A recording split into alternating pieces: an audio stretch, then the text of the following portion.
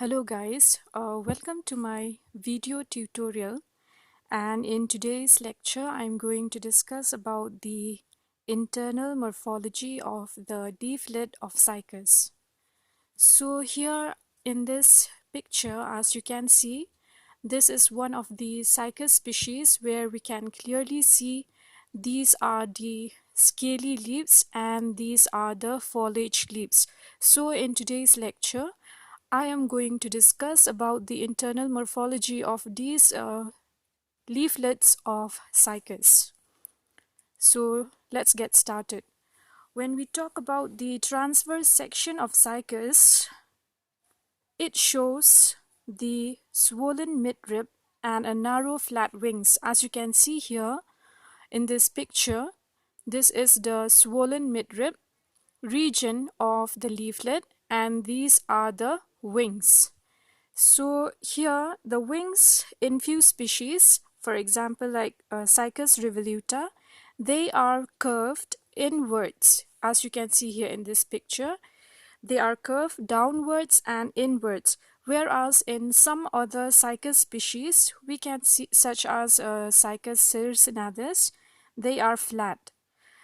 So when we talk about the internal structure, the internal morphology of Cycas species, it shows the following internal structures. As you can see here in figure B, the TS section, here we can see the first layer. The first layer here in the TS section we can see is the epidermis. You can see here this single layer, the single layer here, which covered the whole, which is present all around the leaflet. You can see here all around the leaflet. Below also we can see that first layer is called the epidermis. It is but this epidermis here, it is surrounded by a thick or laminated layer of cuticle. Now if you see here, this first layer is covered by another layer on top, that is the cuticle, which laminate or which covered the epidermis. Okay, so here this epidermis is continuous and it consists of thick-walled parenchymatous cells. Okay, these are the parenchymatous cells and they have thick walls. So here the next layer, okay, here we can also see the lower epidermis. Okay, the first layer from below is called the lower epidermis, and the lower epidermis is also single layered and made up of thick walled parenchymatous cells. Okay, so but if you see the difference between the upper epidermis and the lower epidermis, you can see here the difference is in that the upper epidermis is continuous, whereas the lower epidermis is not continuous. Why? Because you can see here it is interrupted with these small pits out here, if you see, and one more here. This lower epidermis is interrupted with these small pits at the bottom, which lie the sunken stomata. Okay, the sunken stomata lie in these small pits. Now if we talk about these stomata, you will see okay, I will show you a next picture of these stomata which you can see clearly. Okay, this one. You can see here this small pit which lie the sunken stomata. Here each stomata opens into an outer space. This one, this space here, the air space. This space here towards the outer side is called as the Epi Stomatal Cavity. Okay, and this space towards the inside of the cell is called the Hypostomatal Chamber.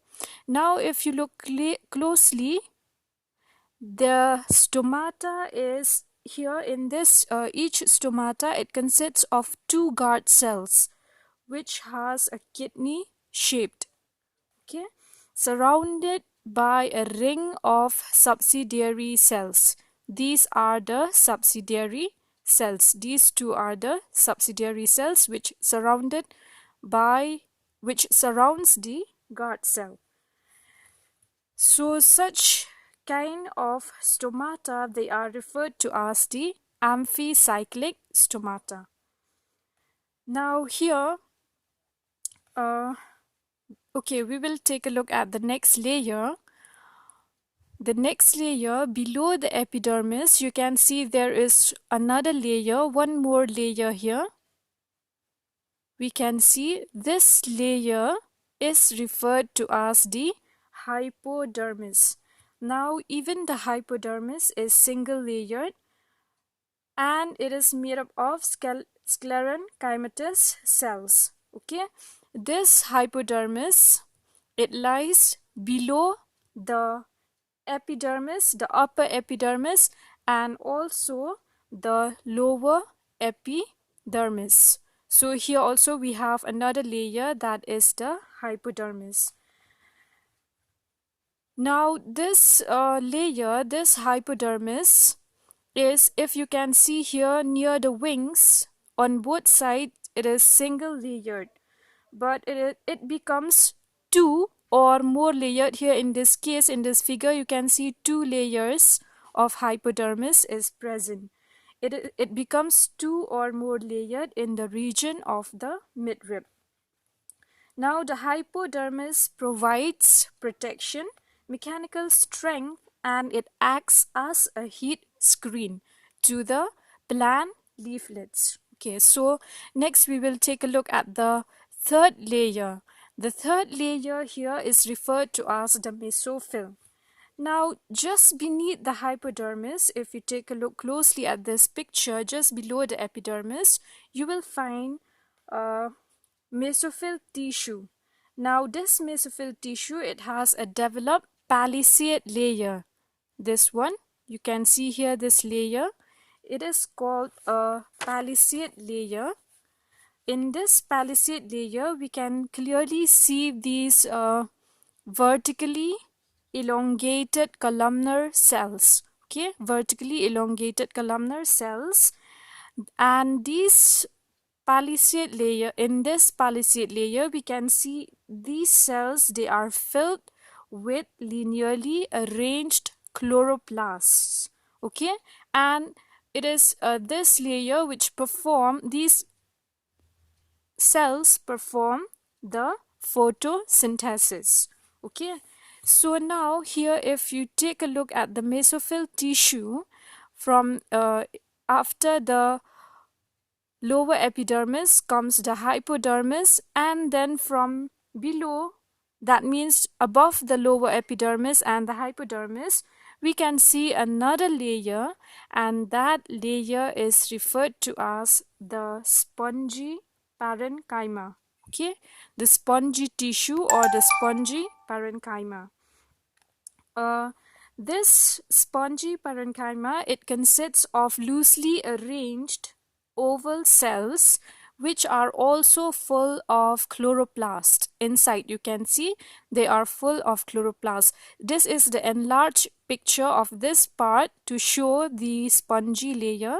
You can see here this is the lower epidermis and this is the spongy tissue, whereas from on top you can see the cuticle, the epidermis, followed by the hypodermis and the mesophyll tissue, that is the palisade layer. Okay, so here after this, what you can see, even in this picture B as well as C, you can see another layers of cells. So in between the palisade layer and the lower mesophyll, that is the spongy parenchyma, there is a 3 to 4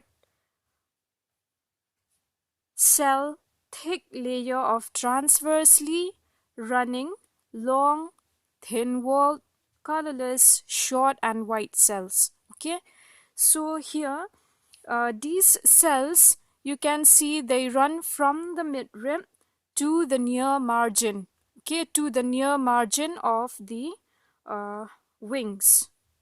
Now these cells here, they constitute the transfusion tissue. Okay, they are referred to as the transfusion tissue. Now these transfusion tissue, they serve the function of lateral conduction of watery solutions, because in Cycas, the leaflets, in the case of Cycas plant, the leaflets, they don't have any um, lateral veins. We can see only, just like in the first picture here, they have only this mid vein. Okay, only the mid vein is present, whereas there is no lateral veins in the leaf. So the function of these transfusion tissue uh, is they serve the function of lateral conduction of watery solutions. Okay, so now a few parenchymatous cells surrounding the vascular bundle, we can see here the vascular bundle, possess a star-shaped crystals of calcium oxalate. So let me enlarge this picture so that you can see it properly. Um,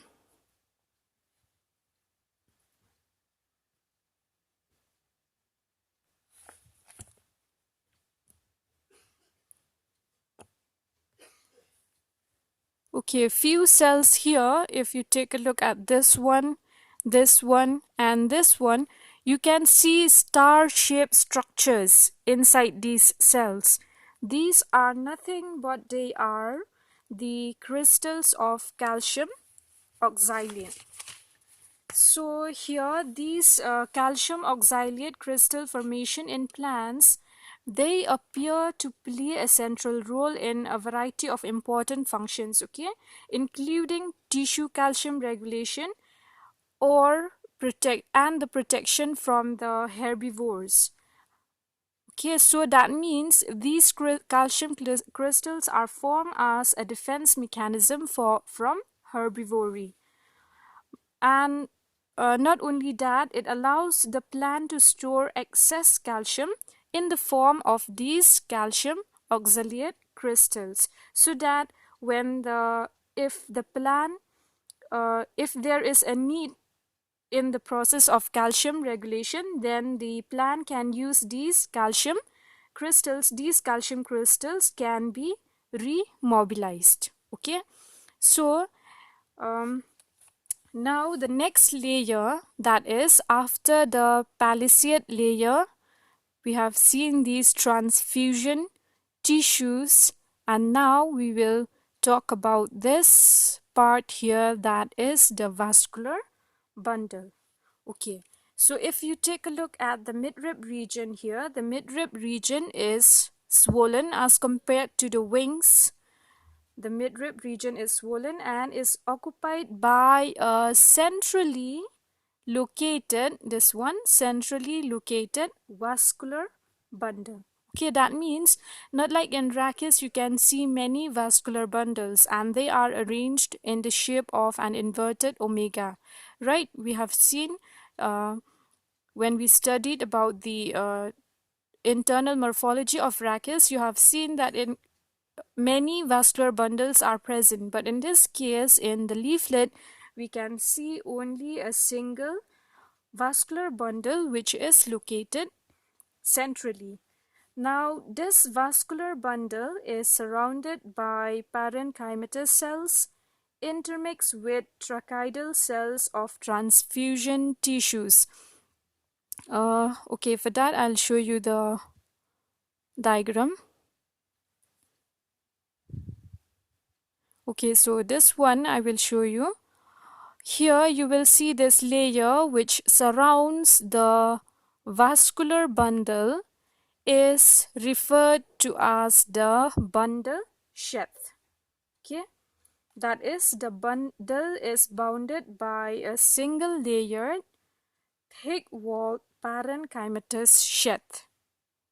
It acts as a covering, a sheath. Okay, or this sheath is also called the endodermis. Now this inside the endodermis, you will see it is followed by another layer that is referred to as the pericycle. Pericycle, which is made up of parenchymatous cells. Parenchymatous cells. So here we see in the vascular bundle, we have a bundle sheath, that is the endodermis, and the pericycle. And some of the transfusion tissue, you can see here, these are the transfusion tissue. Some of the transfusion tissue are also present in the midrib region but outside the vascular bundle. Okay, so these are also the transfusion tissue, and some of the transfusion cells or tissues are also present in the midrib region but outside the vascular bundle. So here when we take a look at the structure of the vascular bundle, we see that it is conjoined, collateral, open, and pseudo-mesarch. Why it is called as conjoined, collateral, open, and pseudo-mesarch? For that particular explanation I will be giving you, I will explain in the next video.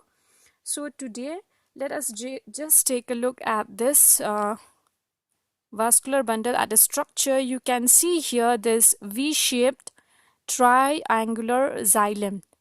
Okay, it is called as centripetal metaxylem. Okay, centripetal metaxylem. Now here, this centripetal xylem, you can see that the metaxylem, this part with large vessels, this is called the metaxylem. It faces towards the periphery, and you see here this protoxylem. You can see this one, protoxylem. It faces towards the center. Okay. Now, this centripetal xylem, you can see here near the centripetal xylem, you can see here another two patches of xylems. Okay, these are the centrifugal xylem. The two small groups, you can see here small patches, small groups of centrifugal metaxylem on each side of the centripetal metaxylem. We can see the centrifugal metaxylem.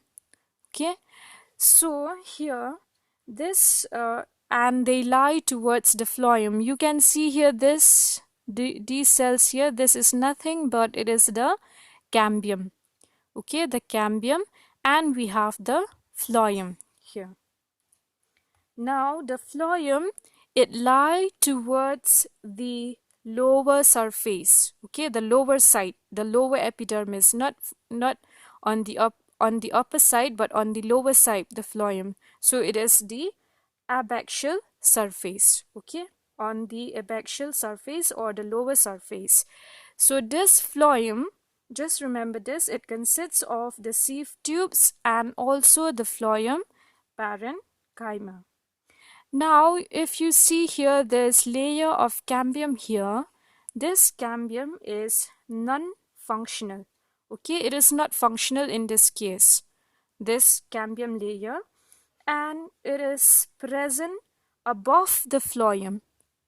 You can see here this is the phloem, this is the cambium. So the cambium, it lies just above the phloem, but it is non-functional, but it also lies below the patches of the centrifugal xylem. Okay, so here these are the different structures or the different layers in the we can see in the internal structure of the leaflet of Cycas plant.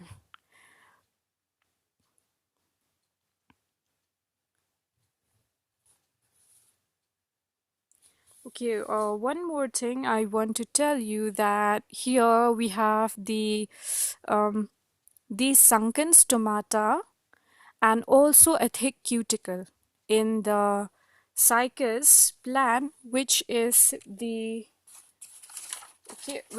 characteristic of the xerophytes, or the we can say that it is the most important feature or the xerophytic character of the Cycas plant.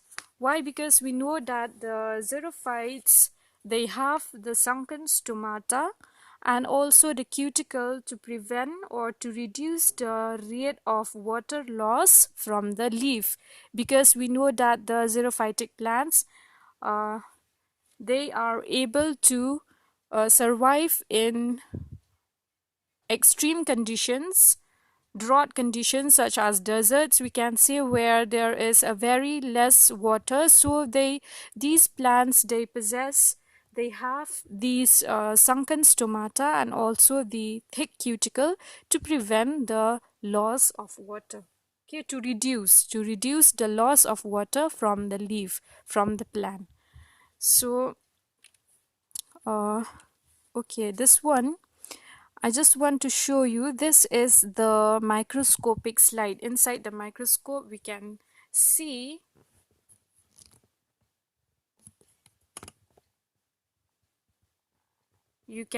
here the palisade layer is present. This is the palisade layer, and you can see this is the vascular bundle with the centripetal xylem. These two patches of centrifugal xylem, the phloem. Okay, so here this is another microscopic slide of Cycas leaflets, where we can see these are the wings, and this is the vascular bundle. This is another picture you can see here clearly. These are the wings of the leaflets, and this is the midrib region. Okay, this I had explained, and this one, if you see in this picture, in this picture, you can see clearly these are the guard cells, this is the stomata, and these are the subsidiary cells. Okay, so this chamber here towards the outside is called the Epi Stomatal Chamber, and the inner one is called the Hypostomatal Chamber. Okay, so that's all for today.